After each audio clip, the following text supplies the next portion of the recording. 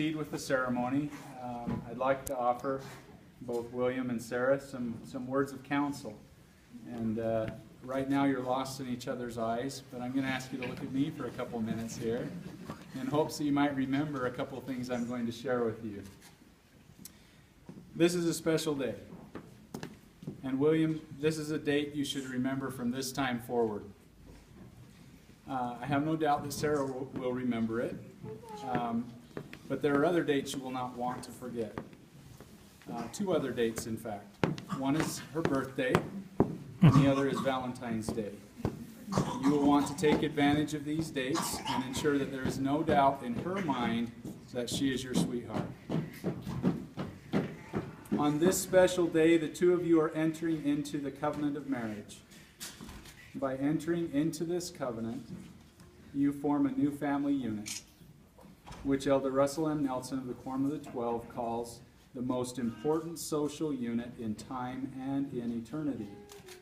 Your responsibilities to each other begin here today. Marriage has been ordained of God since the beginning. It is only after God had created both man and woman and placed them upon the earth together that he pronounced his creation as complete. As you enter into this covenant today, I hope that you will feel that your lives are in greater measure complete. God also commanded Adam in the second book of Genesis, "Therefore shall a man leave his father and his mother, and shall cleave unto his wife."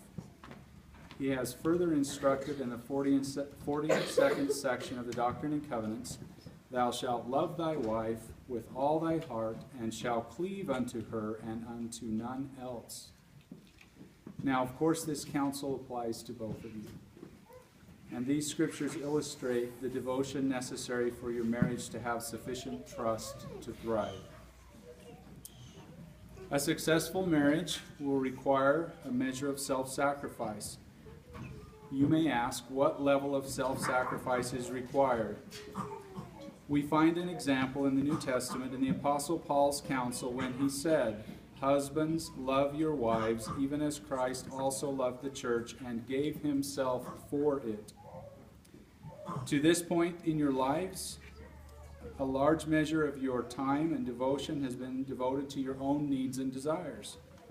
It will now become necessary for you to focus less on your own individual needs and more on the needs of your spouse.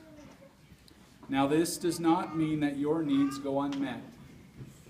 To the contrary, as you focus less on self and more on your spouse, something magical happens. Rather than going unfulfilled, your needs are met through the service of your spouse, and in the process you feel loved and experience a measure of happiness that can be attained in no other way. You will find that to make marriage successful, it will take constant effort. You will find this to be true whether you've been married 1 year, 10 years, or even 40 years. You bring into this marriage different upbringings, different experiences, different perspectives, and different ways of doing things. These differences should not divide you, but give your marriage strength. The saying that the whole is greater than the sum of the parts has application in marriage. Together, you are greater than you are individually. How you resolve differences and disagreements will be critical. The story is told that an old gentleman was asked to what he attributed his long and healthy life. He indicated that throughout his life he had often gone for walks in the fresh air. When questioned as to the motivation for going on these walks, he stated that whenever he had a disagreement with his spouse and was in danger of losing his cool, he would go for a walk, and that it had been necessary to walk frequently throughout his life. Now, I mention this story to illustrate the point that you should avoid the natural tendency to allow hurt or anger to infiltrate your feelings if ever you are not in complete agreement. I encourage you to take whatever steps are necessary to avoid letting disagreements and differences of opinion escalate to the point of conflict. Removing yourself from the situation, that is on the verge of boiling over may be good advice if it allows you time to cool down and to view your disagreement more objectively. However, this advice is only effective if you return and show forth a greater measure of love and patience and understanding and work to resolve those differences rather than as a tool to simply avoid the problems altogether. Okay? One final word of counsel before we proceed with the ceremony.